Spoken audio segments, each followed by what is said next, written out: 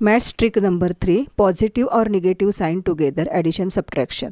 म्हणजे दोन्ही negative sine एकत्र आली किंवा दोन्ही पॉझिटिव्ह साईन एकत्र आली तर अशा वेळी ह्या केसमध्ये आपण ॲडिशनच करायची असते आणि ज्याचं साईन असेल, दोन्ही निगेटिव्ह असेल तर त्याला निगेटिव्हचं साईन द्यायचं, दोन्ही पॉझिटिव्ह असेल तर त्याला पॉझिटिव्हचं साईन द्यायचं. तर बिगिनर्सवाल्याने कसं करायचं, 3 आहे निगेटिव्ह मग 3 साईन काढा निगेटिव्ह, 2 निगेटिव्ह आहे मग 2 साईन काढा निगेटिव्ह आणि सगळे एकत्र कॅल्क्युलेट करा, 5 होतात आणि त्याला साईन द्या निगेटिव्हचं.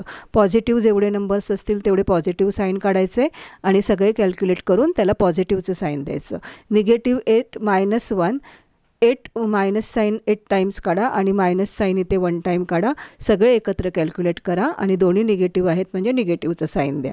2 + 2 2 positive sign 2 times, positive sign 2 times calculate करा आणि त्याला साईन आन्सर जे येईल त्याला पॉझिटिव्ह साईन द्या. -3 -3 म्हणजेच निगेटिव्ह साईन 3 टाइम्स, परत एकदा निगेटिव्ह साईन 3 टाइम्स, सगळे साईन कॅल्क्युलेट करा, 6 आले आणि दोन्ही निगेटिव्ह आहेत म्हणजे ह्याला निगेटिव्ह साईन येणार.